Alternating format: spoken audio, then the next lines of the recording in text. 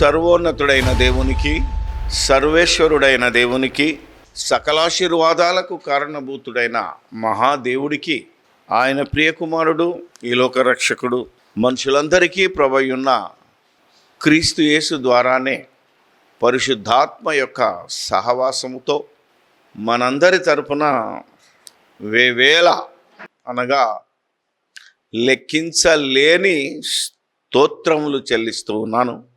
ప్రభు అయిన యేసుక్రీస్తు యేసులోనికి బాప్తిసం తీసుకొని ఆయన రాజ్యంలో రాజులైన యాజక సమూహంగా ఉండడానికి పిలువబడ్డ మీ అందరికీ ప్రభు అయిన యేసుక్రీస్తు నామములోనే నా వందనాలు, శుభములు, శుభాభివందనాలు తెలియచేస్తూ ఒక్కొక్క వారం ఒక్కొక్క మంచి సంగతులను, దేవుని యొక్క నిగూఢమైన సంగతులను ఆత్మ సహాయముతో వివరించి చెప్పడం జరుగుతుంది. ఇది మీ అందరికీ తెలుసు. ఎందరూ దాన్ని అర్థం చేసుకుంటున్నారో మీకే వదిలేస్తూ దేవుని యొక్క రాజ్య సువార్తలో భాగంగా మరొక అంశాన్ని మీ ముందుకు తెచ్చాను. దేవుడు చేసే క్రియలు లేదా పనులు. దేవుడు ఈ ప్రపంచాన్ని ఎలా కలగజేశాడు, ప్రపంచంలో ఉన్న మనుషులను దేవుని దగ్గరికి పిలుచుకోవడానికి ఎవరి ద్వారా ఏమేమి క్రియలు చేశాడు అనేదే ఈరోజు మన ముందున్న అంశం. ఎందుకంటే పాత నిబంధనలో దేవుడు ఆయా కాలాలలో, ఆయా సమయము సందర్భంలో నానా విధములుగా మాట్లాడి వారి దినముల అంతములో, అంటే ఇశ్రాయేళ్ల కాలము సంపూర్ణమైన తరువాత తన కుమారుని ద్వారా మాట్లాడెను అని హెబ్రీ పత్రిక 1వ అధ్యాయము 1-2 వచనాల్లో వ్రాయబడి ఉంది. దీన్ని మనం ఆధారం చేసుకొని అనేక సందర్భాల్లో తప్పుడు మాటలు, తప్పుడు బోధ చేస్తున్న వారి నోర్లు మూయించటానికి ఎన్నో సంగతులను తెలియజేయడం జరిగింది. ఎందుకంటే దేవుని పిల్లలంగా దేవుని పనిచేసి దేవుని క్రియలను మనము జరిగించి దేవుణ్ణి మహిమపరచాలని, దేవుని ఉనికిని, దేవత్వాన్ని, దేవుని యొక్క నిత్య శక్తిని మనము ఈ లోకానికి, దేవుని ఎరగని ప్రజలకు తెలియజేయవలసిన బాధ్యత మన మీద ఉందని ప్రకటించడము, అంటే ప్రసంగించడమే కాక ఖండించడము, తప్పుడు మాట్లాడిన వారిని సరిదిద్దడము, తర్జుమాలో జరిగిన ఏమైనా లోపాలు ఉంటే సరిచేయడము, ప్రతి వ్యక్తిని సంఘములో ఉన్న సంఘ కాపరి లేదా సువార్థికుడు ఏదైనా పేరు పెట్టినా వారిని నీతి యందు శిక్ష అంటే తీర్పు చెప్పడం కాదు, నీతిలో శిక్షణ చేయుటకు, నీతిగా బ్రతికించుటకు ప్రయోజనకరమై ఉన్నది అని ఒక దైవజనుడికి మరొక దైవజనుడు, అంటే గురువుగా వాక్యంలోనికి నడిపించినటువంటి బోధకుడుగా ఉన్న పౌలు దైవజనుడైన తిమోతికి రాయడం మనం చూసాం. వీటన్నిటిని బట్టే విశ్వాసిగా మన బాధ్యత దేవుణ్ణి ఎలా మనం గణపరచాలి, యేసుక్రీస్తు ప్రభు ఏ విధంగా గణపరిచాడో ఆ విధంగా మనము దేవుని గణపరచాలి. దేవుడు ఏ రీతిగా యేసు ప్రభును గణపరిచాడో ఆ రీతిగా మనం యేసు ప్రభును గణపరచాలి.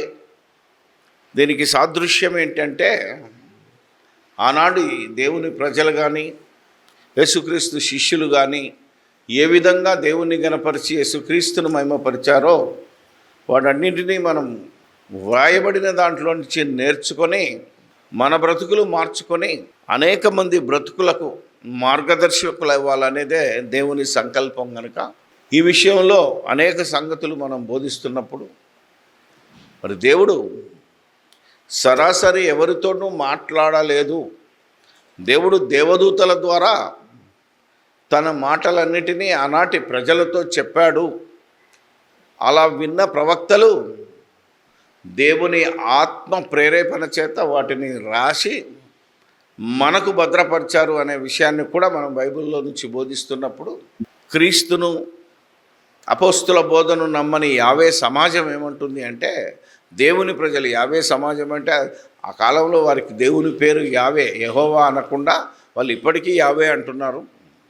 వారికి వచ్చిన బాధ ఏంటి, దేవుడు చేతగానివాడా? దేవుడు పనులను మనుషుల చేత చేయించుకుంటాడా, ఆయన చేయలేడా అని ఒక ప్రశ్న వేశారు. అందుకే ఈరోజు దేవుడు ఏ పనినైనా ఎలా జరిగిస్తాడు భూమి మీద, ఇది మన ముందున్న పాయింట్. ఎందుకంటే ఈ సృష్టిని చేసిన సృష్టికర్త దేవుడే అనేది మనందరికీ తెలుసు. నేనే చేశాను అన్నాడు. కానీ ఎలా చేశాడు? ఆది కాండంలో కొన్ని విషయాలను చూస్తే, మనం ఇప్పుడు చదువుకున్న దాన్ని చూస్తే, ఈరోజు విత్తనములిచ్చు ప్రతి చెట్టు అనగా మనం తింటున్న పండ్లు, ఫలహాలు, కూరగాయలు, ఈవెన్ మనం తినే తిండి, వీటిని మొలిపించింది ఎవరు? సరాసరి దేవుడా? ఆలోచన చేయండి మీరు. ఏమని రాస్తుంది ఆది కాండంలో? దేవుడు మాట చెప్పితే అదంతటదే జరిగిపోతుంది అనేది మనం తెలుసుకోవాలి. లేదా ఇప్పుడు చూడండి 11వ వచనం చూస్తే, భూమి మీద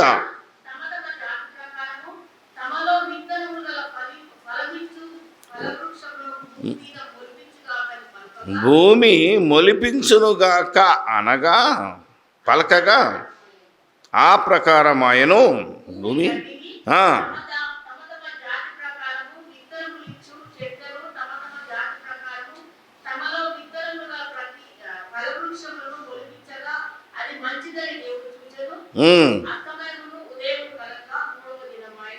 ఇప్పుడు మీకేమర్థమైంది?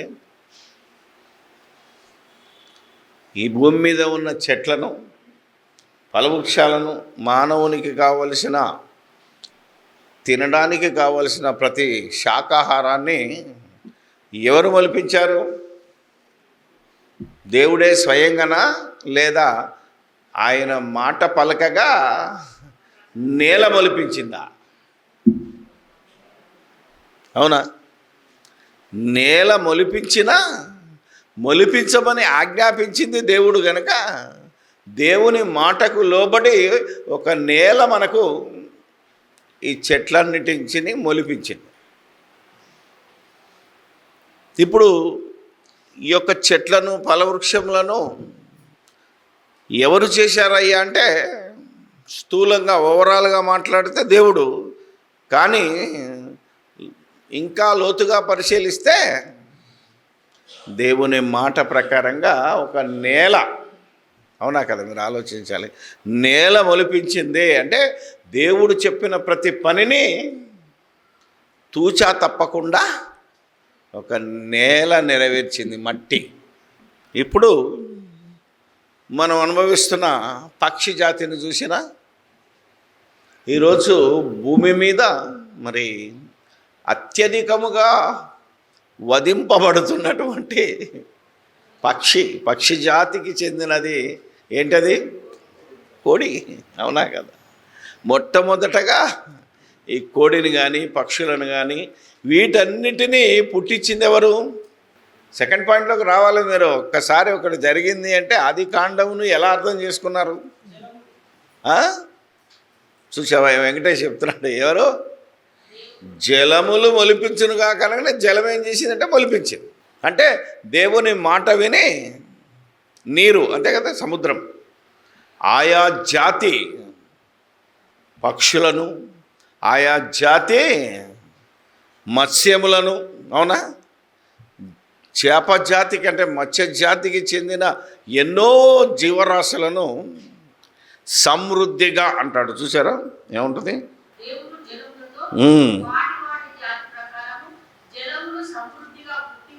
బా, సమృద్ధిగా అన్నాడు. ఒక మాట చూస్తే ఎప్పటికీ ఏమంటారు? లేవు అని చెప్పదన్నమాట. ఈరోజు మనిషి పుట్టినప్పటి నుంచి ఇప్పటి వరకు సముద్రములో ఉన్న చేపలను, అవునా కదా, మనం ఆలోచన చేస్తే మనము తినగలిగిన వాటిని, ఆక్టోపస్ కావచ్చు, రకరకాలు సమృద్ధిగా, అంటే ఈ మనిషి ఆఖరి జీవితం వరకు వాడు తినగలిగినంత జల సంపదన అనాలి, అంతే కదా. సమృద్ధిగా జలములు పుట్టించును గాక అంటే జలములు పుట్టించినాయి. ఒక చేపలో ఎన్ని రకాలు ఉంటాయో, ఎండు కాయల్లో ఎన్ని రకాలు ఉంటాయో, అవునా కదా. మీరు ఆలోచన చేస్తే అది మనం ఎంత ఆలోచించినా మనకు ఆలోచనకు అందదు. ఇప్పుడు మనం తినే మాంసాహారము, అది కూడా మాంసాహారమే. దీన్ని ఎవరు పుట్టించారు చూసారా?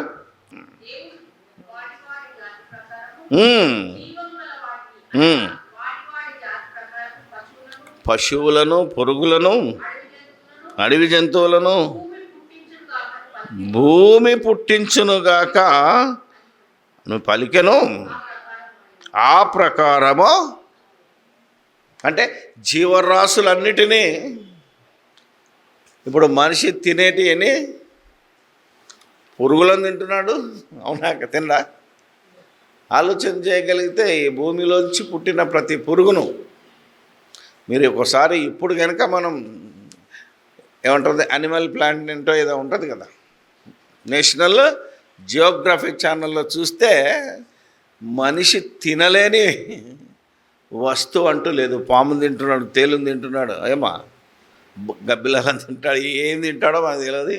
ఆఖరికి మనం వంటింట్లో భయపడేది ఏంటిది, అది జిల్ల పురుగు, కాక్రోచ్, దాన్ని కూడా ఇలా వేసుకొని మింగేటోడు ఉన్నాడు. మనకేమో అంటున్నాం, కుక్కని తింటాడు ఉన్నాడు, నక్కని తింటాడు ఉన్నాడు, అవునా కదా. మన దేశంలోనే ఉన్నాడు, చుట్టుపక్కల ఉన్నారు.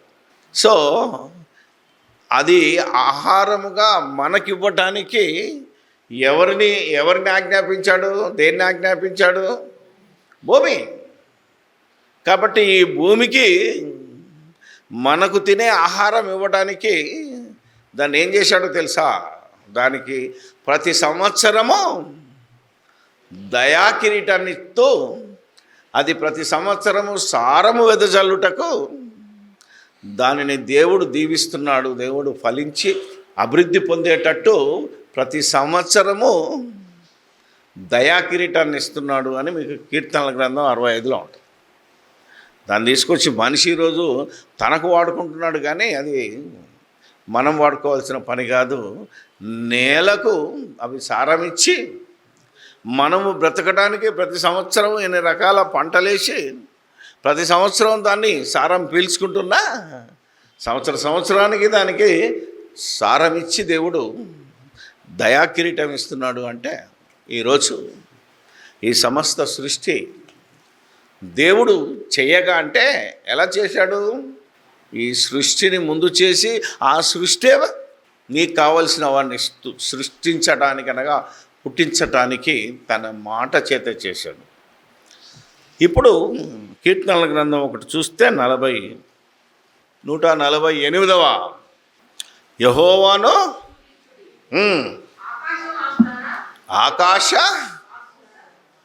ఆకాశ వాసులారా యెహోవాను స్తుతించుడి, ఆకాశ వాసులారా, ఉన్నత నివాసులారా ఆయనను స్తుతించుడు. ఇంతకీ ఆకాశ వాసులు ఎవరు? అవునా కదా చెప్తున్నా, ఆకాశ వాసులారా. మనోళ్ళు ఏమన్నారు అంటే గ్రహాంతర, వీడి బుద్ధి అక్కడే ఉన్నది. దేవుడేం చెప్తున్నాడు? గ్రహాంతర వాసులు అంటే చిన్న చిన్న కళ్ళు పెట్టుకొని, ఇంత పెద్ద తలకాయ పెట్టుకొని, సన్న చేతులు ఉన్నోళ్ళు కాదురా నాయన. అది నువ్వు సృష్టించిన, ఊహించుకున్నది అది. ఇంతకీ ఆకాశ వాసులు ఎవరు అని అంటే నేను గ్రహాంతర వాసులు ఎవరని. ఇంతకీ గ్రహాంతర వాసులు ఉన్నారా? శాస్త్రవేత్తలు ఒకడు లేదంటాడు, ఒకడు ఉన్నదంటాడు. కానీ మనం ఏం చెప్పాం? గ్రహంలో నుంచి ఒక గ్రహంలోనికి వెళ్ళి ఈ అంతరిక్షాన్ని దాటి పైకి వెళ్ళి మళ్ళా దిగొచ్చేటోళ్ళు ఉన్నారా బాబు. వాళ్ళు ఎవరయ్యా అంటే నీకు అందని జ్ఞానం ఇందులో అందించాడు. ఎవరయ్యా అంటే ఆయన దూతలారా ఆయనను స్తుతించుడి, సైన్యములారా ఆయన సైన్యములారా అంటే దేవుడు తన పని చేయించడానికైనా తన విరోధులను అంటే తనకు విరోధముగా పనిచేసిన వారిని అంతము చేయాలన్నా ఈ సైన్యమే. అంటే స్వయంగా ఆయన వెళ్ళి పని చేయాల్సిన, ఎందుకంటే మహా ఆకాశములను సృష్టించిన మహాశక్తిమంతుడు దేవుడు. ఎట్టి పరిస్థితుల్లో ఆయనే భూమి మీదకి వచ్చి పని చేయవలసిన అవసరం లేదు. తన పనిని ఇదిగో తన దూతల చేత తన పిల్లలైన మన చేత చేయిస్తాడే తప్ప ఎప్పుడు స్వయంగా ఆయన ఏ పని చేయలేదు అంటే చేతగా కాదు. అవునా కదా? మాట్లాడాలన్నా మధ్యవర్తిని పెట్టుకున్నాడు, ఇదిగో సృష్టి జరిగించాలన్నా మధ్యవర్తిని పెట్టుకున్నాడు. ప్రతి దానికి ఆయన ఆజ్ఞ ఇస్తే చాలు. అదే చెప్తున్నాడు, సూర్య చంద్రులారా ఆయనను స్తుతించండి. ఈ సూర్యచంద్రులు ఎవరు? ఆకాశవాసులు కాదా? అవునా? ఉన్నత స్థలములా వాళ్ళని ఏమన్నారు? యెహోవా దూతలారా. ఇప్పుడు మన దేశంలో ఉన్నారు ఏం చేసుకున్నారు? వాళ్ళు మనుషులు అనుకొని వాళ్ళకు రూపాలు ఇచ్చి వాళ్ళకు మా భార్యలు కుటుంబాలను ఇచ్చి ఏం చేశారు అంటే దేవతలుగా చేశారు. దేవుని దూతలు ఏమైపోయారు? దు అనేది తీసేస్తే దేవతలు అయిపోయారు. ఇప్పుడు ఈ దేవతలు అనే వాళ్ళు ఎంతమంది ఉన్నారు? కోట్లాది మంది ఉన్నారు. ఇప్పుడు మన వాళ్ళు సేవించే దేవదూతలు దేవతలు ఎంతమంది అంటే 30 కోట్లు అని వాళ్ళ మాటలో చెప్పారు, కానీ లెక్కింపలేని అంత ఉన్నారు. ఎందుకంటే ఆకాశ నక్షత్రములను నువ్వు లెక్కింపాలి అంటే సముద్రపు ఇసుక రేవులను కూడా లెక్కించగలిగితే అంతమంది ఉన్నారు. అదే చెప్తున్నాడు, కాంతిగల నక్షత్రములారా స్తుతించుడి, పరమ ఆకాశములారా జలములారా. పరమ ఆకాశములారా అంటే మనది కాని ఆకాశాలను, మనవి కాని మనం ఉన్న ఆకాశం అంటే భూమి లోకం. పరమాకాశములారా అంటే ఈ ఆకాశము పైన ఒక ఆకాశం ఉంది, కింద కూడా ఒక ఆకాశం ఉంది. అది మనది కాని ఆకాశం కనుక పరమాకాశములారా. అందులో ఉన్నోళ్ళైనా, అవునా కదా, ఈ భూమి మీద ఉన్నోళ్ళైనా ఏం చేయాలట? ఆయనను స్తుతించుడి. ఎందుకంటే యెహోవా ఎలా పుట్టాయి? ఆయన మాట భూమి కలుగునుగాక. ఆ భూమి విత్తనములిచ్చు, ప్రతి చెట్టును మొలిపించునుగాక. జలములు కలుగుగాక, జలముల మధ్య విశాలము కలుగుగాక. ఆ విశాలములో అనేకమైన, అవునా కదా, నక్షత్రాలు సూర్యచంద్రులు కలుగునుగాక. అంటే ఆయన ఆజ్ఞ ఇయ్యగా, ఆయన మాట ఇవ్వగా, కేవలము ఆయన మాట ఇదంతా సృష్టించింది. ఆ మాటను ఏమన్నాడు అంటే నా వాక్కు. ఆ వాక్యాన్ని పలికినప్పుడు మాట, వాక్ అయితే రాస్తే వాక్యము, అంతే కదా పదము. ఆ వాక్యానికి మనల్ని రక్షించడానికి ఒక శరీర రూపాన్ని ఇచ్చాడు కనుక ఆ వాక్యమే యేసుక్రీస్తు, దేవుని కుమారుడుగా పరిచయం చేశాడే తప్ప నేనుగా కాదు. ఎందుకంటే నా మాట, నేను దేవుడను, నా మాట నా కుమారుడు అన్నాడు. అంటే ఇవన్నీ వాక్యము ద్వారా, అవునా, దేవుని మాట ద్వారా కలిగి, అంటే మాటే అవన్నీ చేశారు. ఈరోజు శాస్త్రవేత్తలు ఏం చెప్తున్నారు అంటే, బడా శాస్త్రవేత్తలు దేవుడు లేడన్నవారు, ముఖ్యంగా ఈనాటి హేతువాదులు, అవంతట అవే కలిగినాయి. ఒక పెద్ద బిగ్ బ్యాంగ్ అంటే ఒక శబ్దము కలిగి, శబ్దము వలన శక్తి పుట్టి, శక్తి వలన పేలుడు సంభవించినప్పుడు శక్తి ఉద్భవించింది. ఆ శక్తి పదార్థముగా మారి కొన్ని కోట్ల సంవత్సరాలకు అది స్థిరపరచబడి భూమిగా మారి దాని మీద ఉన్న రసాయనిక క్రియల చొప్పున భూమి ఏమో మనం బ్రతకడానికి ఉపయోగపడింది, చంద్రుడేమో మనకు వెన్నెలివ్వడానికి ఉపయోగపడుతుంది, సూర్యుడేమో మనకు వెలిగించి భూమి మీద ఉన్న జీవరాశులు బ్రతకడానికి. ఏవవి? చెట్లు బతకాలంటే ఏముండాలి మనకు? కిరణజన్య సంయోగ క్రియ జరగాలంటే ఆ కిరణం ఎక్కడి నుంచి రావాలి? సూర్యుడి నుంచి రావాలి. ఇదంతా మనకు అవసరం అనుకోండి. మనకు భక్తి ఒకవేళ గుడ్డిగా ఎవడన్నా మనం ప్రశ్నించినప్పుడు, చూడండి ఆయన దేవుడు శబ్దం వలన శక్తి అన్నావు నువ్వే, ఆ శక్తి పదార్థం వలన అన్నాడు. కాబట్టి ఇదంతా శబ్దం ఎవరిదయ్యా అంటే దేవుని నోట నుండి వచ్చిన మాట. ఆ మాటే సమస్తాన్ని కలగజేసింది. అందుకని కొందరు ఏమన్నారు అంటే ఆ మాట యేసుక్రీస్తు కనుక యేసుక్రీస్తు ఇవన్నీ కలగజేసినాడు అన్నారు. కలిగి ఉన్నది ఏదియో ఆయన లేకుండా కలగలేదు. కానీ ఆయన కూడా కలిగింది ఎవరి వల్ల అంటే దేవుని వల్ల. కనుక మాట ఎన్ని చేసినా ఏం చేసినా అది దేవుడు చేసినట్టే. కాబట్టి దేవుడు చేశాడు. ఎలా చేశాడు? తన మాట చేత చేశాడు. తన మాట చేత కలిగిన ఈ యొక్క భూమి, అవునా కదా, ఈ యొక్క జలముల ద్వారా సమస్తాన్ని సృష్టించి. అంటే దేవుడు ఏది చేయాలన్నా ఏముంటుంది? తన మాట వినే దేవదూతల చేత సేవకుల చేత పని చేయించుకుంటాడే తప్ప మరొకటి కాదు. కాకపోతే వీటన్నిటినీ తన మాట చేత కలగజేస్తే మన ఆకారాన్ని ఎవరు కలగజేశారు అన్నదే ప్రాముఖ్యమైన సంఘటన. దీన్ని ఎవరు కలగజేశారు? ఆదాము ఆకారాన్ని నేల తయారు చేయునుగాక అన్నాడా? నేల ఒక ఆకారం కావాలి నాకు, నేను ప్రేమించే, నేను అందులో ఉండడానికి కావలసిన ఒక గృహాన్ని, ఒక ఆలయాన్ని నిర్మించమ్మా అనలేదు. ఏమన్నాడంటే దేవుడే స్వయంగా తన స్వరూపములో దానిని తయారు చేశాడు. ఇక్కడ దేవుని క్రియ జరిగింది. ఒక్క మానవ ఆకార నిర్మాణంలోనే దేవుడు ప్రత్యక్షంగా తన పని చేసుకున్నాడు. నీకు అర్థం కావాలి ఏమన్నాడంటే నా చేతులతో నిన్ను చేశాను రా. అప్పుడు ఏమర్థమవుతుంది? ఇప్పుడు మన కొడుకును ఏమంటాం? వాడు మన పని చేయకపోతే ఎవరైనా నేను కష్టపడి కన్నానురా, ఈ నా చేతులతో నిన్ను ఎత్తుకున్నావు, పెరిగాను, నీకు భోజనం పెట్టానంటే అప్పుడైనా ఆయనకి కరుణ కలిగి తల్లిదండ్రులను వైపు చూస్తాడేమని. ఎందుకు ఆ మాట ఎప్పుడంటాం మనం?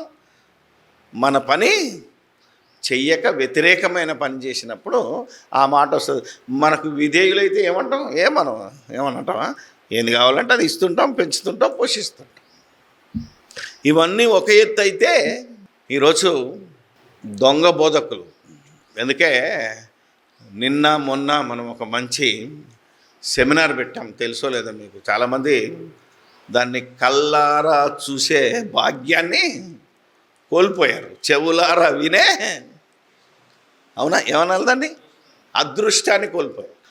స్వయంగా విన్నప్పుడు ఎంత ఆనందం కలుగుతుందో అది అనుభవించిన వారికే, పొందిన వారికే అని ఉంటుంది. ఎందుకంటే దేవుని రాజ్యం యొక్క విలువ అది పొందిన వారికి, అందులో పాల్గొన్న వారికి అర్థమయ్యేది తప్ప ఎవరో చెప్పితే కొంతసేపు వింటాం, వెళ్ళిపోతుంటాం.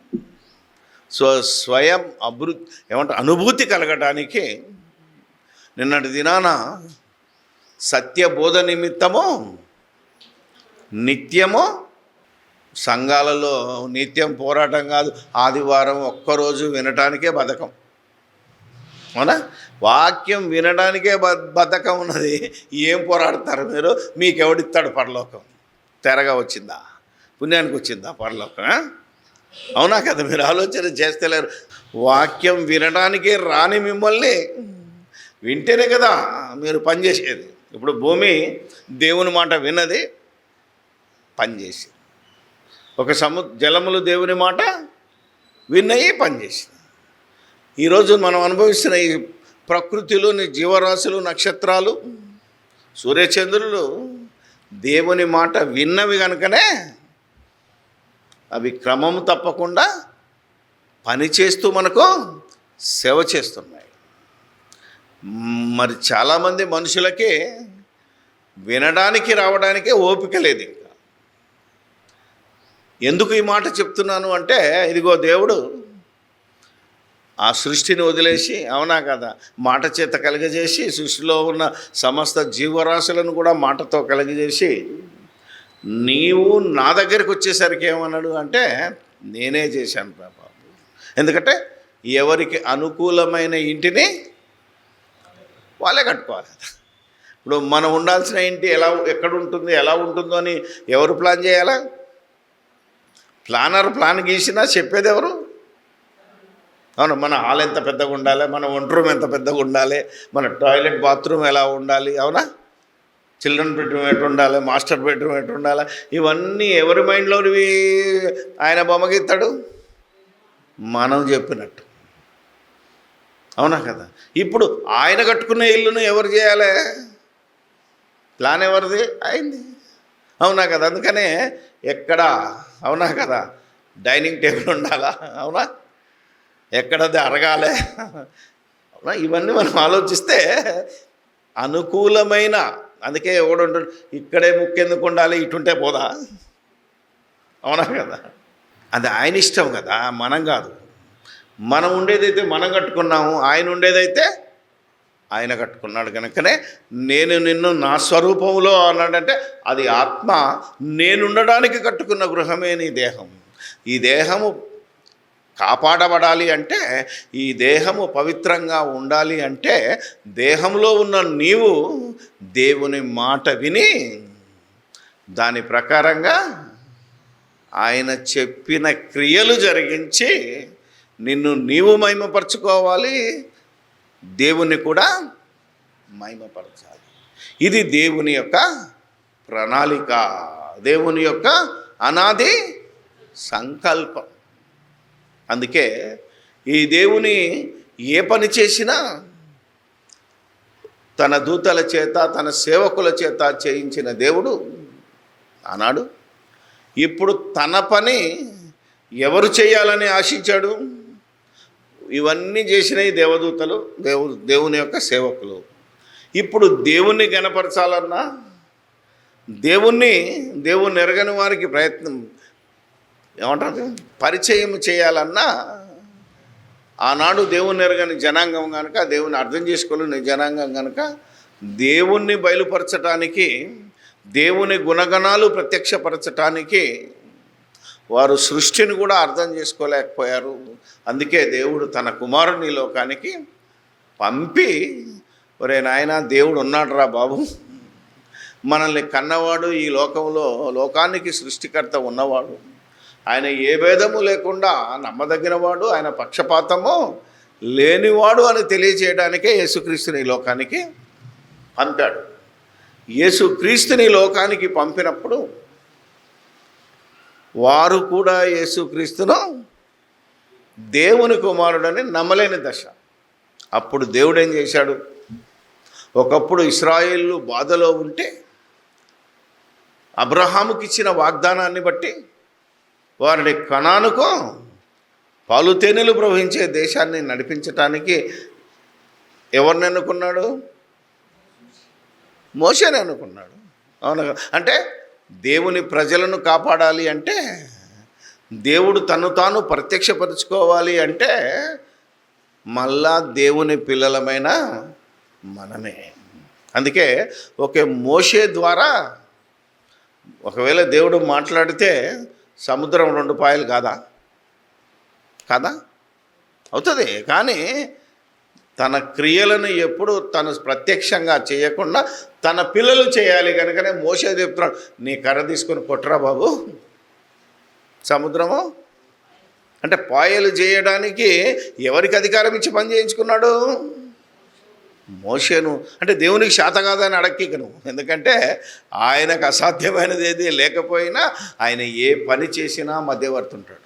అందుకే దేవుడు మనుషులతో మాట్లాడడానికి కూడా ఎవరున్నారు? తన దూతల ద్వారా. ఎందుకంటే మనం ఎన్నోసార్లు చెప్పుకున్నాం, మోషేకు మండుతున్న పొదలో కనిపించింది ఎవరు? దేవుడా? మనమందరం అంటే మనం వెళ్ళిపోయాం అక్కడికి. అంటే దేవుడే పొదలో కనపడ్డాడు. ఎలా కనపడ్డాడు? ఒక దేవదూత ద్వారా. అంటే దేవదూతే దేవుడా? ఈరోజు ప్రజలందరూ ఏమనుకుంటారు? ఆ దేవదూతే దేవుడు అనే స్థితికి వచ్చారు. కానీ దేవుడు తన దూత ద్వారా ఆ పొదను, ఎందుకంటే ఆ అగ్నిని మండించినట్టే ఉంటుంది తప్ప ఆ పొద కాలిపోలేదు కదా, ఎందుకు మండుతుంది అని వచ్చినప్పుడు అందులో నుంచి ఒక దేవదూత మోషేతో మాట్లాడింది. ఒక దేవదూత అగ్నిస్తంభమై వారిని రాత్రి చలిపెట్టకుండా వారిని వెచ్చగా ఉంచడానికి ఒక దూతను అగ్నిస్తంభముగా, పొద్దున ఎండగొడితే ఏమా బైబిల్లో ఉందా లేదా, చదువుతున్నారా లేదా? పొద్దున ఎండకుండా వాళ్ళ బాడీని ఏం చేశారంటే మేఘస్తంభంతో పని చేయించుకున్నాం. అంటే ఏ పని చెయ్యాలన్నా దేవుడికి తన దూతలైన అవసరం, ఈ కాలంలో తన పిల్లల అవసరం. ఇక దూతలతో పని చేయించుకునే అవసరం లేదు. ఆల్రెడీ దేవుని దూతలైన ఈ ప్రకృతి తన పని తాను చేస్తున్నాయి. మనం ఏం చేయాలి? దేవుని గురించి బయలుపరచాలి. దేవుని క్రియలను చెప్పి మనము దేవుని స్వరూపం రా నాయనా, మనం దేవునిలాగా ఈ భూమి మీద బ్రతకాలి. అది వీలు కాకపోతే ఆయన కుమారుడైన యేసుక్రీస్తును పోలైనా నడుచుకుంటారా అని చెప్పటానికే ఈ గ్రంథం రాయబడింది. ఆ రోజు మోషే నన్ను దేవుడు పంపాడు అని చెప్పడానికి ఎన్ని సూచక్రియలు చేశాడు? దాదాపు 10 సూచక్రియలు చేశాడు. ఎవరు చేశారు అంటే మోషే చేశాను ఉంది, కానీ మోషే ద్వారా దేవుడు చేయించాడు. దేవుడు అలా నీళ్ళు రక్తంగా మారును కాక అంటే మారేదే, అవునా? కానీ మోషే ద్వారా చేయించాడు. ఇక్కడ హేతువాదులకు, నాస్తికులకు అర్థం కానిది ఏంటంటే, దేవుడెప్పుడూ తను కోరుకున్న దానిని తన పిల్లలు చెయ్యాలి. దేవుని పని ఎవరు చేయాలి? మనం చేయాలని ఆశిస్తున్నాడు. కానీ మనకేమర్థమైంది? మనమేం చేయగలం? మనుషులం కదా, మేము ఒట్టివారం, మట్టివారం, పురుగులం, అవునాగా, పనికి మాలిన వాళ్ళం కనుక మా పని నువ్వే చెయ్యి. ఇక్కడే మనిషికి దేవునికి అర్థం కాని స్థితి వచ్చి మనుషులు భ్రష్టత్వంలోనికి వెళ్ళిపోతున్నారు. దేవుడు ఏది చేయాలన్నా, దేవుడు తనను మహిమపరుచుకోవాలన్నా ఒకప్పుడు సృష్టిని వాడుకున్నాడు.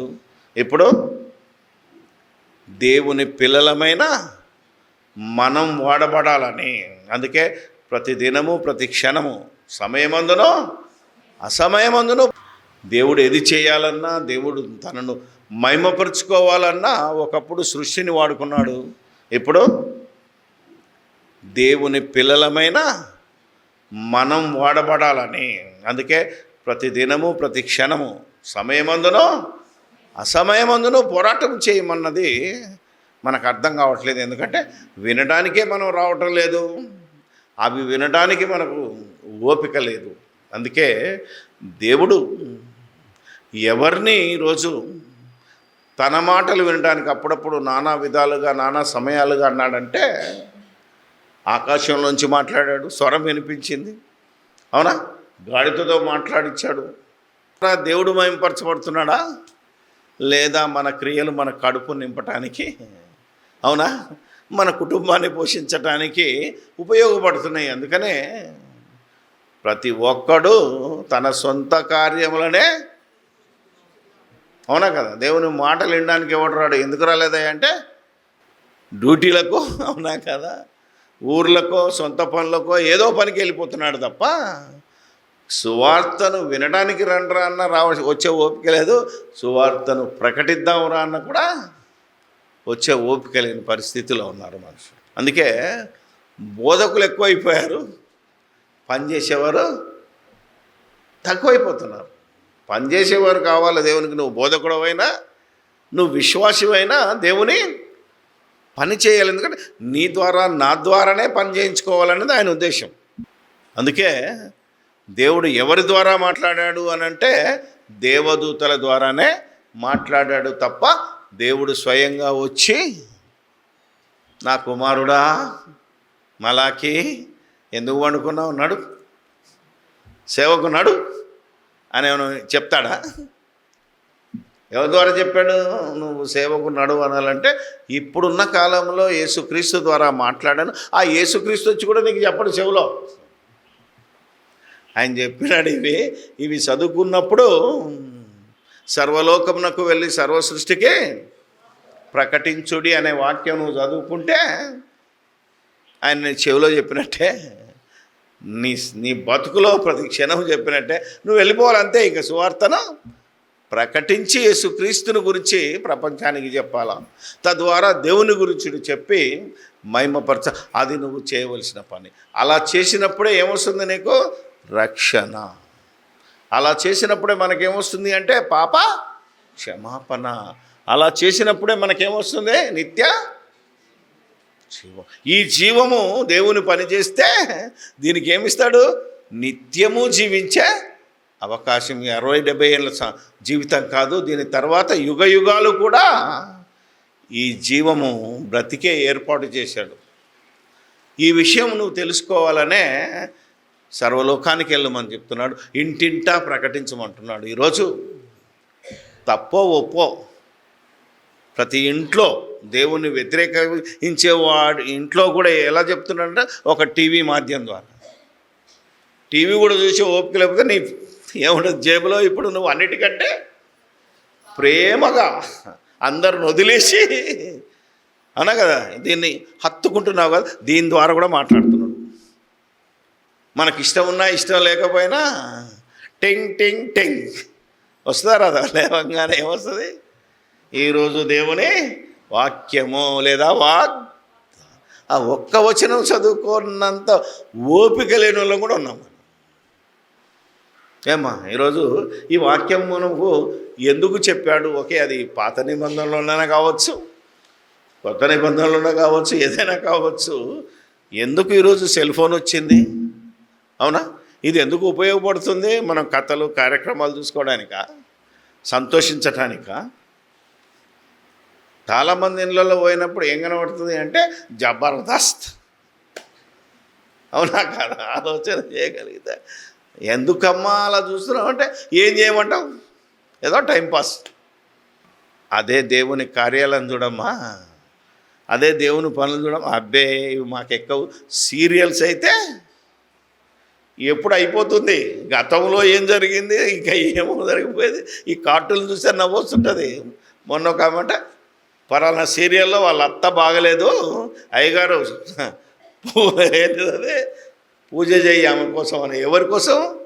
సీరియల్లో ఉన్నదాని అత్త కోసం. అంత లెవెల్కి ఎదిగిపోయారు మనుషులు. ఏం చేద్దాం మనం? అందుకనే ఆ కథలో ఉన్నవారు నీ కథలో నీ జీవితంలో నీకేమవుతుంది, నీ వాళ్ళకేమవుతుంది అని చదివి ఆలోచించి గ్రహించే స్థితిలో లేరు గనుకనే ఈరోజు దేవుడు ఇంటింటికి మనల్ని పనిచేసి సువార్త చెప్పమంటున్నాడు.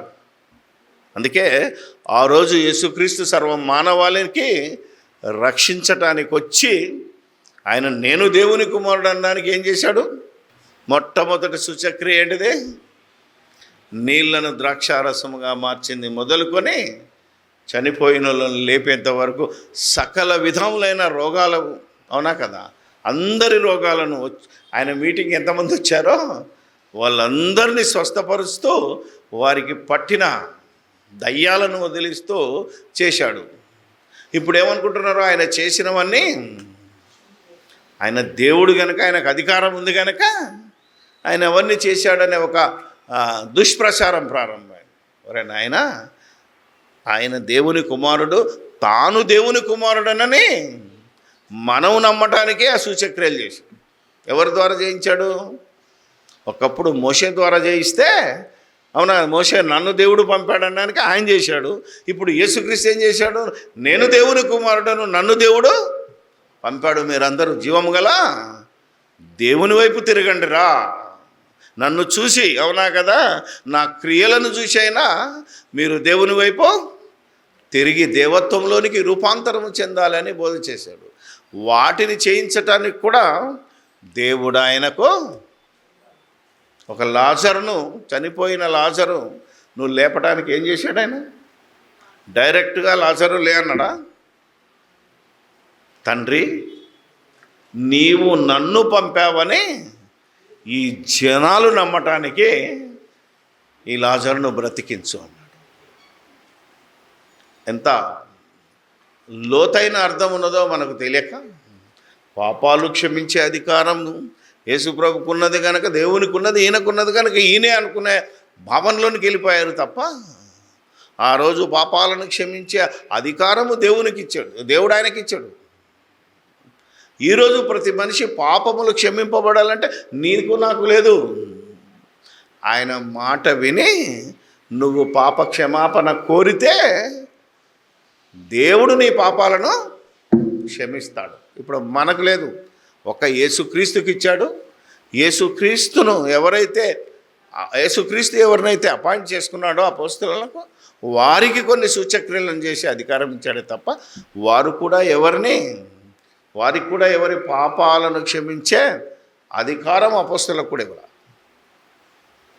అందుకే అపోస్తల కార్యాల్లో ఏమంటున్నాడంటే, అపోస్తల కార్యములు 10వ అధ్యాయము 34 నుంచి, స్త్రీలు అనుకుంటున్న మాట, అందరూ అనుకుంటున్న మాట, దేవుడికి పక్షపాతం ఉంది, నమ్మినోళ్ళనే బాగు చేస్తాడు, అవునా కదా, నమ్మినోళ్ళకే మేలు చేస్తాడు, అవునా. ఈరోజు యేసుప్రభును లేదా దేవుని నమ్మితేనే నీకు రోగాలు బాగవుతాయి, అవునా కదా, అన్నీ కలిసి వస్తాయి అని చెప్పడం మూలాన ఏం జరుగుతుంది అంటే, దేవుడికి పక్షపాతం ఉంది, నమ్మినోనే బాగు చేస్తాడు, నమ్మనోని వదిలేస్తాడనే ఒక ఏమంటారు అది తప్పుడు ప్రచారం మనుషుల్లోకి వెళ్ళిపోయింది. అది మనం బోధించేపటికే నువ్వు నమ్మకపో, ఈ లోకంలో నీకు రోగాలు బాగా కావాలన్నా, నీకేదైనా లాభం జరగాలన్నా, నువ్వు ఒక ఇల్లు కట్టుకోవాలన్నా, అవునా కదా, అంతా నువ్వు కష్టపడితే నమ్మినోడు అలాగే సంపాదించుకుంటాడు, నమ్మనోడు కూడా అలాగే సంపాదించుకుంటాడు. ఈ సంపాదించే విషయంలో దేవునికి ఎందులో ఉంది? దేవుని ఇష్టం ఏంటిది? అందరికీ చెప్తున్నాడు, మీకు పరలోకం ఇవ్వటము నాకు ఇష్టం. అది ఎవరికి ఇస్తాను? నన్ను నమ్మిన వాడికే, అవునా కదా. ఎలా నమ్మాలి? నా కుమారుని ద్వారా నా దగ్గరికి వచ్చిన వాడికే నిత్య జీవాన్ని. అదెవడు ఇవ్వలేడు. మనకు ఎకరం పొలం కావాలనుకో, గవర్నమెంట్ అయినా ఉచితంగా ఇవ్వగలదేమో, అవునా కదా, ఎవరైనా దానం చేయగలరేమో. పరలోకం ఎవడు దానం చేస్తాడు? ఇల్లు ఎవడైనా కట్టించవచ్చు, అవునా కదా. ఇప్పుడు కట్టిస్తలేడా? డబుల్ బెడ్రూమ్ ఇల్లు ఏవో ఒకటి. ఆలోచన చేయగలిగితే మనకు వైద్యాన్ని ఇచ్చి హాస్పిటల్ కట్టించేటోడు ఒకడు ఉన్నాడు, ఏమో మందులు ఉచితంగా ఇచ్చేటోళ్ళు ఉన్నారు, రోగాలను బాగు చేయడానికి కూడా తమ సంపదను పెట్టేవాళ్ళు ఉన్నారు. కానీ నీ ఆత్మరోగాన్ని పోగొట్టి నీ పాపపు స్వభావాన్ని నీలో నుంచి, అవునాక తీసేసి నిన్ను నిత్య జీవానికి వారసులు చేసే పని ఎవరి ద్వారా జరిగింది? దేవుడు వాగ్దానం చేసిన అది యేసుక్రీస్తు ద్వారా మనకి ఇవ్వబడు. యేసుక్రీస్తు లేకపోతే దేవుడు మనకు నిత్య జీవం ఇవ్వలేనటువంటి నిస్సహాయుడా, శాతకానివాడా అని వాడు అడుగుతున్నాడు. కాబట్టే ఆయన మొదటి నుంచి కూడా ఎవరో ఒకరి ద్వారా తన పని, తన క్రియలు జరిగించుకుంటాడు. ఇది దేవుని లక్షణమో, దేవుని తత్వమో, దేవుని యొక్క సంకల్పం ఇది. అందుకే యేసుక్రీస్తుని గురించి మాట్లాడుతూ ఈరోజు ఆ రోజు మనుషులను స్వస్థపరచటం, సూచక్రియలు చేయడంలో ఏం చేశాడు దేవుడు అంటే 10వ అధ్యాయమా 34 నుంచి, నిజముగా గ్రహించి ఉన్నాను,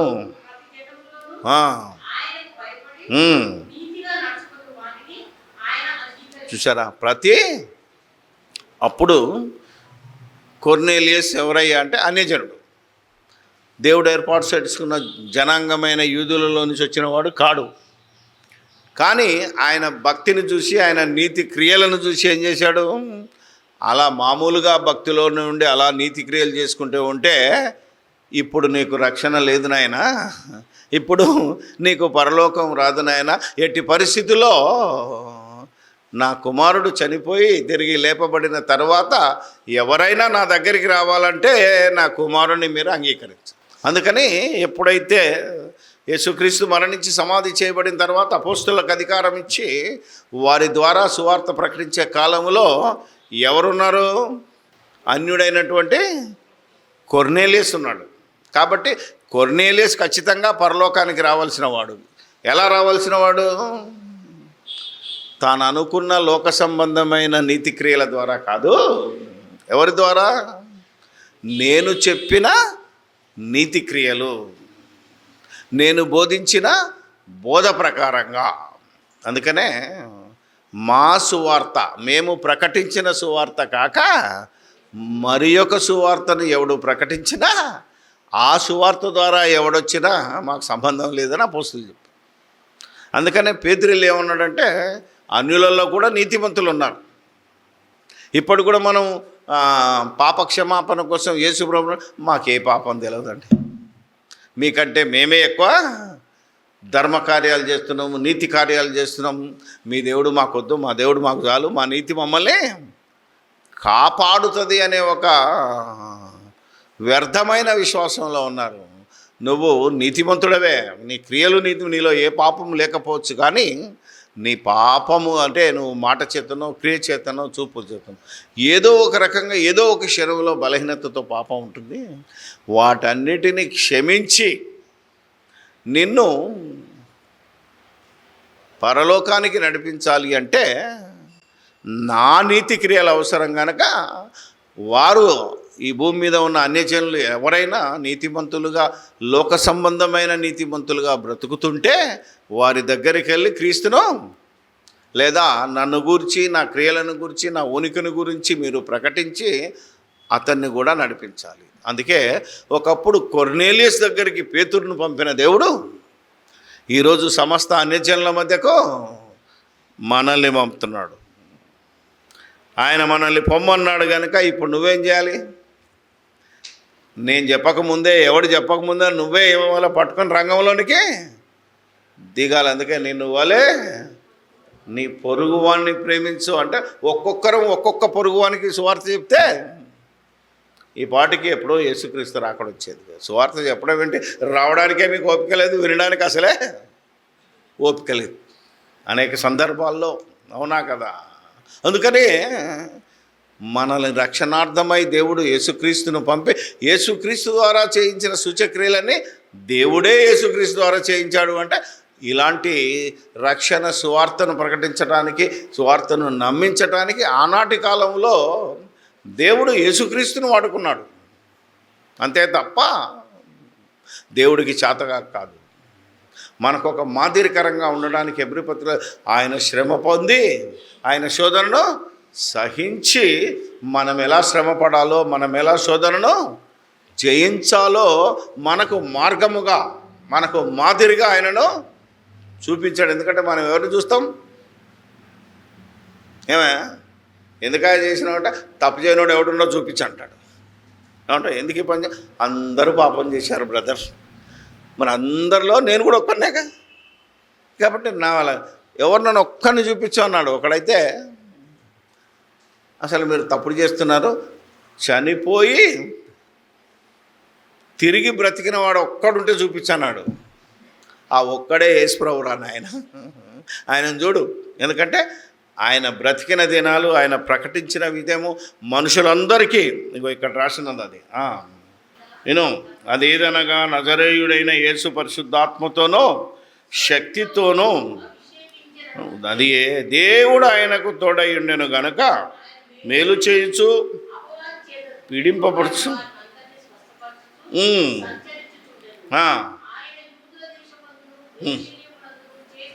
అన్నిటికీ మేము అంటే సాక్షులు ఉన్నారు అక్కడ. అవును, ఒక్కరిని చూపించమంటారు కాదు, ఆ ఒక్కడు చేసిన మహా అద్భుతాలు, సూచక్రియలు, ఆయన చనిపోయి తిరిగి లేవటం అనేది ఆ మొత్తం ఆ యూదయ దేశంలో అనేక మంది సాక్షులు ఉన్నారు. కాబట్టి ఆయన ఎన్ని కార్యక్రమాలు చేశారు? అన్నీ చేశాడు కదా. ఏమని? స్వస్థతలు చేస్తూ సంచరించిన వాటన్నిటికీ మేము సాక్షులము. ఇప్పుడు హెబ్రీ పత్రిక వచ్చేసరికి ఏమంటుంటే, ఇంత గొప్ప రక్షణను 2వ అధ్యాయం హెబ్రీ పత్రిక నుంచి, కావున మనము వినిన సంగతులను విడిచిపెట్టి కొట్టుకొని పోకుండానట్లు. ప్రతి వారం ఇక్కడ వినిపిస్తున్నాం, అవునా కదా? సెమినార్లో వినిపిస్తున్నాం, ఆన్లైన్లో వినిపిస్తున్నాం. ఇలా అనేక సంఘాలలో, అనేక సంస్థలలో, అనేక ప్రదేశాల్లో ఈ వినిన సంగతులను మనుషులు ఏమైపోతున్నారు, ఆనాటి సంఘంలోనికి వచ్చేసరికి ఎలా తయారయ్యారట, వినిన సంగతులను విడిచిపెట్టి కొట్టుకొని పోకుండా చాలామంది వినిన సంగతులను విడిచేసి మళ్ళీ లోకంలో కొట్టుకొని పోతున్నారు. ఇప్పటికీ సంఘములో మనుషులు చేసిన పద్ధతులే దైవోపదేశములను వ్యర్థముగా దేవుని ఆరాధించడం జరుగుతుందే తప్ప వాక్య ప్రకారంగా బ్రతకమన్న విషయాలను వింటున్నారు. కానీ విని ఏం చేస్తున్నారు, విడిచి పక్క కొట్టుకొని వెళ్ళిపోతున్నారు. కనుక ఆ కాలంలోనే చెప్తున్నాడు ఆయన, కలిగి ఉండవలను, ఎందుకనగా పలకబడిన వాక్యము అంటే నీకు ఇవ్వబడిన వాక్యము. మన మనుషులు ఆనాటి ప్రవక్తలు మొత్తం మంది విన్నది ఎవరి ద్వారా? ప్రవక్తలు అంటే దూతల ద్వారా దేవుడు మాట్లాడితే ఆ మాట్లాడిన మాటలను ఆనాటి ప్రవక్తలు పరిశుద్ధాత్మ ప్రేరణ చేత రాయించాడు కనుక అవి మనకు సాక్ష్యాధారాలు. ఆ తర్వాత తన కుమారుని ద్వారా మాట్లాడాడు. ఇంకా దేవదూతలు అవసరం లేదు. ఇప్పుడు ఏ దేవదూత వచ్చి చెప్పాల్సిన అవసరం లేదు. యేసుక్రీస్తు మాట్లాడిన మాటలే ఈ సమస్త మానవాళికి, జీవకోటికి జీవనాధారం. అంటే ఇక నువ్వు బతకాలంటే బైబిల్నే చూసుకోవాలి, బైబిల్లో వాటి ప్రకారమే బతకాలి తప్ప ఇక నువ్వు ఎలాంటి సూచక్రియలు కానీ, అద్భుతాలు కానీ, స్వస్థతలు కానీ, నీకు దొరికే మేళ్ళ గురించి మాట్లాడకూడదు. ఇది దేవుని మాట. ఇలా మనుషులు బ్రతకాలని దేవుడు, ఇలా మనుషులే తమ క్రియలు చేయాలని దేవుడు మనకు ఆజ్ఞాపించిన విధి విధానాలు. అందుకే యేసుక్రీస్తు లేకుండా నువ్వు ఏ పని చేయడానికి వీల్లేదు. దేవుణ్ణి ఆరాధించడానికి వీల్లేదు, దేవుణ్ణి ప్రార్థించడానికి కానీ, అవునా కదా, దేవుణ్ణి స్తుతించడానికి కానీ, దేవుని సువార్తను ప్రకటించడానికి కానీ, అన్నిటికీ మెయిన్ ఎవరు? మధ్యవర్తి ఎవరు? యేసుక్రీస్తును నరుడు. ఒకప్పుడు దేవదూతలు మధ్యవర్తులైతే, ఒకప్పుడు ప్రవక్తలు మధ్యవర్తులైతే, ఒకప్పుడు సృష్టి దేవుని గురించి చెప్పడానికి మధ్యవర్తిత్వం వహించే, ఇప్పుడు దేవుని గురించి చెప్పాలన్నా ఎవరు? ఒకే ఒక్కడు, ఆయనే మన ప్రభు అయిన యేసు క్రీస్తు. అందుకే ఆయన చేత చేయించిన సూచక్రియలు కూడా దేవుడే చేయించాడు. సో మనకు మాట్లాడుతున్న మాటలంటే ఏదైతే నూతన నిబంధన ఉందో దాన్ని ఏమన్నారు తెలుసా? మన వాళ్ళు మంచి పేరే పెట్టారు. ఏమని? జీవ గ్రంథము, ప్రేమ బాట. ఇందులో ఉన్నవే మనల్ని బతికిస్తాయి. యేసు చెప్పిన మాటలే మనల్ని బతికిస్తాయి. కానీ యెషయా చెప్పిన మాటలో, ఇర్మియా చెప్పిన మాటలో, దావీదు కీర్తనలో మనల్ని కాపాడాలి ప్రతి మాట. అందుకే యేసుక్రీస్తుని గురించి దేవుడు ఏమనంటే, ఈయన నా ప్రియకుమారుడు, ఈయన మాట వినండి. ఇక నేను చెప్పిన మాట దాన్ని మోడిఫై చేసి, దాన్ని సవరించి నా కొడుకు ద్వారా నేను మాట్లాడాను. ఇప్పుడు మీరు ఏది వినాలన్నా ఆయన మాట వినుడి.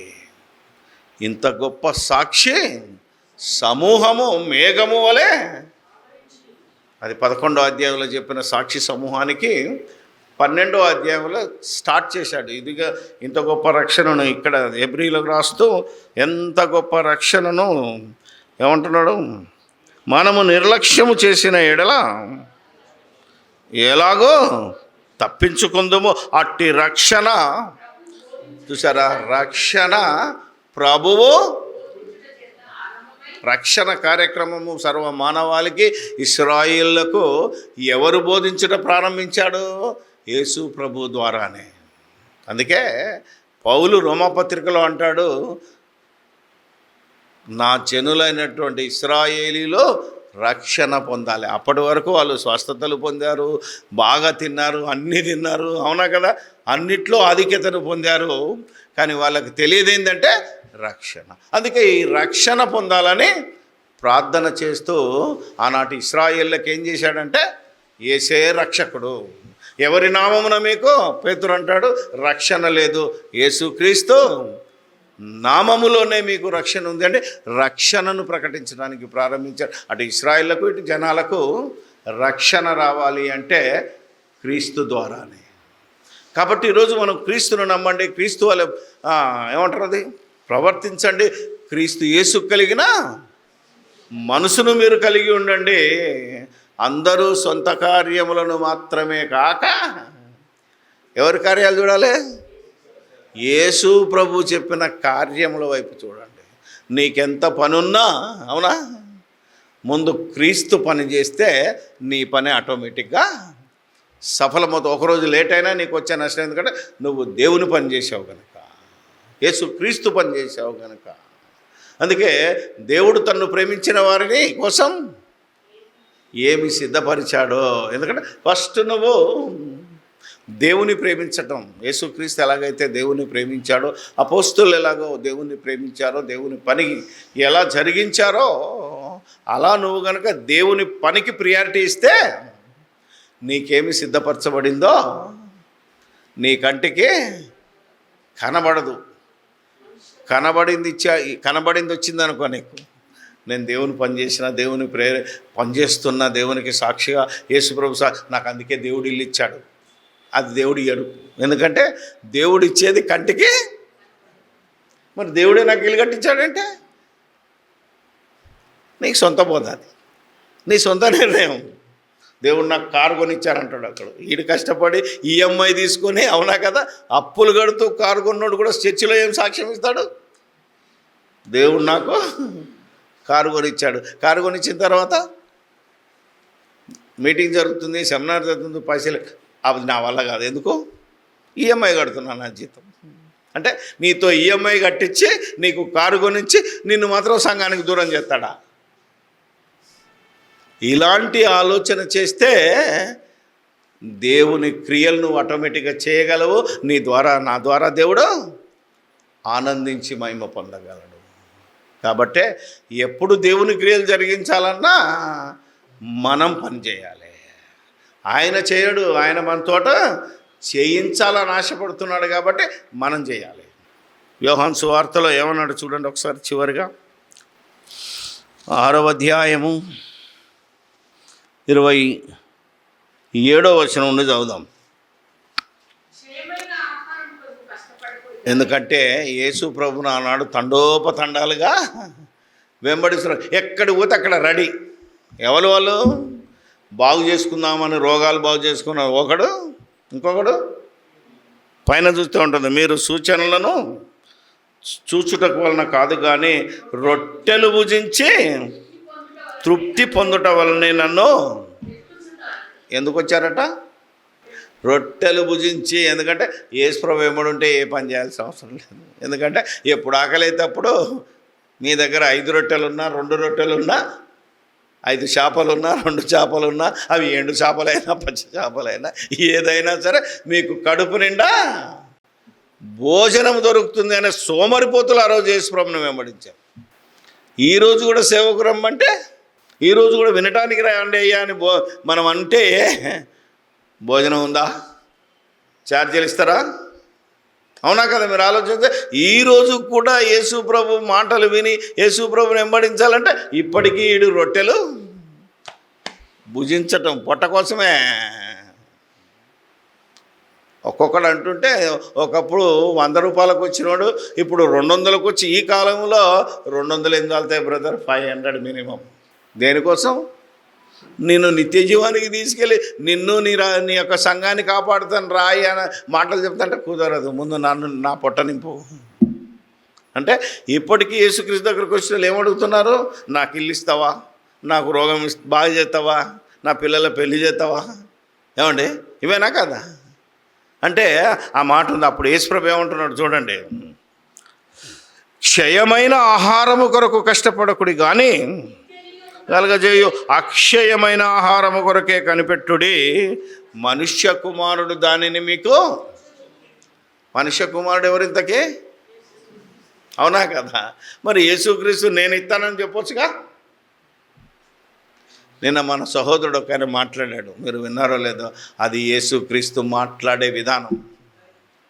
స్టైల్. అవునా కదా? మీరు ఆలోచన చేయగలిగితే యేసుక్రీస్తు బోధించే విధానమే అలా. అందుకే నన్ను ఆనాడు యేసుక్రీస్తును అర్థం చేసుకోలేకపోయారు, కానీ ఆయన లెవెల్కి వెళితే అర్థమవుతుంది. ఎందుకంటే ఒరే నాయనా, నేనే మనుష్య కుమారుడని మీరు ఆలోచించి తెలుసుకోవాలని అలా మాట్లాడాడు. గుడ్డోడు బాగుపడ్డప్పుడు ఏమన్నాడు? నువ్వు దేవుని కుమారుడిని నమ్ముతున్నావా? ఆయన ఎవడయ్యా అని అన్నప్పుడు నీ ముందున్నోని నేనేనయ్యా అన్నాడు. అంటే ఎన్ని రకాలుగా నువ్వు ఆలోచించి యేసుక్రీస్తుని నమ్మాలో, దేవుణ్ణి నమ్మాలో, దేవుణ్ణి ఎరగాలో చెప్పడానికి ఇక్కడ కూడా ఏం చెప్తున్నాడు? మనుష్య కుమారుడు దానిని మీకు ఇచ్చును, దేవుడు ఆయనకు. అసలు దేవుడు ఆయనకి ఎందుకు పంపించాడు? మీకు అక్షయమైన ఆహారం, నిత్య జీవాన్ని ఇవ్వడానికి దేవుడు నన్ను పంపాడు రా బాబు అంటే అవసరం లేదు. మాకు సూచక్రియలు కావాలి, రొట్టెలు కావాలి, అవునా కదా, భోజనం కావాలి, లోక సంబంధమైన మేలులు జరగాలి. అట్లయితేనే నిన్ను వెంబడిస్తాను. అయితే నా శరీరాన్ని తిని నా రక్తాన్ని తాగిన వాడే నిత్య జీవానికి వారసుడు అనుకో. ఏం చేశారు వాళ్ళు? లాస్ట్కి వచ్చేసరికి ఏం చేశారట? ఒక్కడు కూడా. లాస్ట్కి వెళ్దాం. 66వ వచనంలో ఏం చేశాడు? ఈ బోధ విని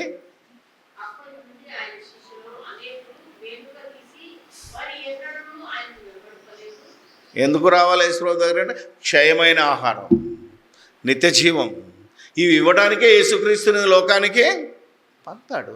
డైరెక్ట్గా ఇవ్వచ్చు కదా? నో, నేను డైరెక్ట్గా చేయాల్సిన అవసరం నాకు లేదు. నా కుమారుడు చేస్తాడు, నా ఆత్మ చేస్తుంది. దాని ద్వారా మీరు చేయాలి తప్ప నేనే చేసి నేనే మీకు జీతాన్ని ఇస్తే కుదరదు. కనుక ఎవరి జీతానికి వారే పాత్రులు, అర్హులు. కనుక యేసుక్రీస్తు తన పాత్రను పోషించి తన జీతాన్ని తీసుకుంటున్నాడు. పరిశుద్ధాత్మ అలాగే చేస్తున్నాడు. ప్రవక్తలు చేశారు, అపోస్తులు చేశారు. వాళ్ళ బోధ విన్నా మనం చేయాలి. అందుకనే మళ్ళా మనం కనుక 28వ వచనానికి వస్తే, మేము దేవుని క్రియలు జరిగించుటకు ఏమి చేయవలని ఆయన అడగా, మొట్టమొదటగా నువ్వు చేయవలసిన పని ఏంటంటే యేసు ఆయనను పంపిన వాని యందు దేవుని ఫస్ట్ క్రియ ఏంటిదంటే యేసుక్రీస్తును దేవుడే పంపించాడు. ఆయన ద్వారా మనం నమ్మడానికి ఎన్నో సూచక్రియలను, అద్భుతాలను చేశాడు. ఆయన ద్వారా మనకు పాప క్షమాపణనిచ్చి, మనకు రక్షణనిచ్చి పరలోకానికి తీసుకెళ్తాడు అనే దానిని మనం ఏం చేయాలంటే మొదట నమ్మితే దాన్ని ఏమన్నాడు దేవుడు? క్రియ అన్నాడు. ఇప్పుడు నమ్మిన తర్వాత మొదటి క్రియ అది, అవునా కదా? ఆ తర్వాత ఏం చేయాలి? ఇక మొత్తం ప్రకటన చేయాలి, ఆయన గురించి వివరించాలి. అది నువ్వు చేయవలసిన పని లేదా క్రియలు. అంటే దేవుడు ఈరోజు మన చేత, మనము చేసే క్రియల చేత తాను ఈ లోకానికి బయలుపరుచుకోవాలనే ఆశ పొందినాడు గనక మనం ఈరోజు నుంచి అయినా ప్రతి క్షణము మన పనులను అవునాతో పాటు దేవుని క్రియలు జరిగించి దేవలోకాన్ని స్వతంత్రించుకోవాల్సిందిగా దేవుని పక్షాన మీకు తెలియచేస్తూ ముగిస్తూ ఉన్నాను. ఎందరూ దీన్ని అంగీకరిస్తారో వారు ధన్యులు. రేపటి నుంచి దేవుని క్రియలు ఎవరైతే జరిగిస్తారో వారు మరీ ధన్యులని నాకున్న జ్ఞానాన్ని బట్టి మీకు చెబుతూ, దేవుణ్ణి ఇంతవరకు ఎలా మహిమపరచాలో, దేవుని ఇతరులకు ఎలా బయలుపరచాలో, ఒక సృష్టి చేసిన క్రియలను, దేవదూతలు చేసిన క్రియలను, దేవుని పిల్లలు చేసిన క్రియలను మనం చూచాము. ఇంత గొప్ప సాక్ష్యాన్ని మనం నిర్లక్ష్యము చేయక ఆ సాక్షుల జాబితాలో మనం కూడా ఉండాలని మిమ్మల్ని బ్రతిమాలుకొనుచు సెలవు తీసుకుంటున్నాను. ప్రార్థన చేసుకుంటున్నాను.